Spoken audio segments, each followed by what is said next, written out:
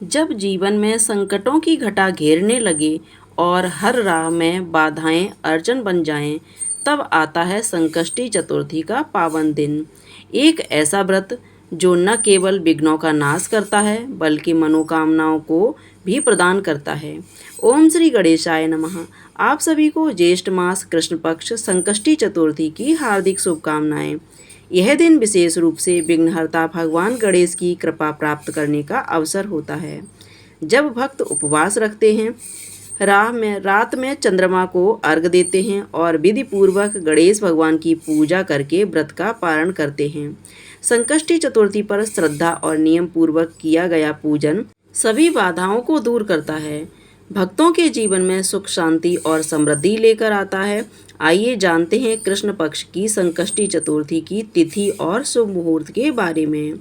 कृष्ण पक्ष चतुर्थी तिथि प्रारंभ होगी 16 मई दिन शुक्रवार को सुबह 4:30 से और समाप्त होगी 17 मई शनिवार की सुबह 5:13 पर।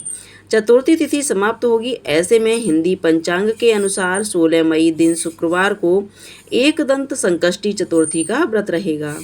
चतुर्थी तिथि हर महीने में 2 बार आती है, एक कृष्ण पक्ष में और दूसरा शुक्ल पक्ष में। साथ ही साथ आपको बता देते हैं शुक्ल पक्ष में चतुर्थी का व्रत कब रहेगा। तो 16 मई दिन शुक्रवार को विनायक चतुर्थी यानी ज्येष्ठ मास के शुक्ल पक्ष की चतुर्थी तिथि का व्रत रखा जाएगा। सुबह 5:59 पर सूर्यास्त होगा, शाम 6:57 पर। सर्वार्थ सिद्ध योग बन रहा है। इस बार सर्वार्थ सिद्ध योग में संकष्टी का व्रत रहेगा।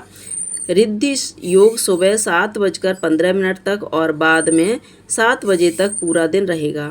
अमृत काल सुबह 9 बजे से 11 बजे तक रहेगा। राहु काल सुबह 10:30 पर 12 बजे तक रहेगा। अमृत काल सुबह 9:16 से 11 तक रहेगा। राहु काल सुबह 4:30 तक रहेगा। गणेश भगवान की पूजा का सुबह का शुभ मुहूर्त सुबह 4 बजे से लेकर 5:05 तक रहेगा। हालांकि इसके बाद भी पूजा कर सकते हैं। शाम का मुहूर्त शाम 7:06 से 8 तक रहेगा और बाद में गोधूली मुहूर्त 7:04 से लेकर 7:25 तक रहेगा, जब आप दीपदान कर सकते हैं। यह कथा का पाठ वगैरह भी कर सकते हैं। बिना चंद्र देवता की पूजा के व्रत अधूरा रहता है, इसलिए व्रत रखने वाले सभी भक्तों को रात के समय व्रत खोलना चाहिए। चतुर्थी का व्रत रखने वाले भक्तों को सुबह जल्दी उठकर स्नान करके घर के पूजा स्थान को भी स्वच्छ करके फिर पूरी श्रद्धा और लगन के साथ भगवान के समक्ष बैठकर पूजा करने का या व्रत रखने का संकल्प लेना चाहिए। फिर धूप दीप जलाकर मंत्रों का जाप करके कथा का श्रवण करके प्रारंभ करना चाहिए। भगवान गणेश जी की पूजा सामग्री में गुलाब के पुष्प, दूर्वा, लड्डू, मोदक, चीनी, पंचामृत और चूरमा आप अवश्य रखें। पूजा करते समय ओम गंग गणपते नमः मंत्र का जाप करना चाहिए।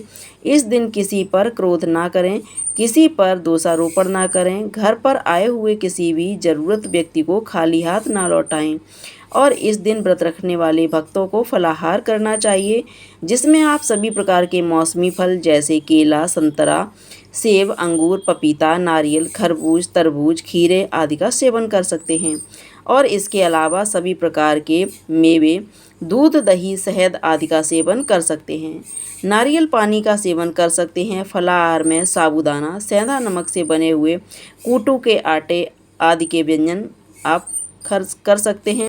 फलाहार में नमक तभी खाना चाहिए जब बहुत ज़रूरत पड़े, अन्यथा इस व्रत में केवल मीठा फलाहारी भोजन ही करना चाहिए। ये थी आज की वीडियो। जानकारी अच्छी लगी हो तो वीडियो को लाइक करके इस दिन हमारे चैनल पर कथा भी जरूर सुनिएगा।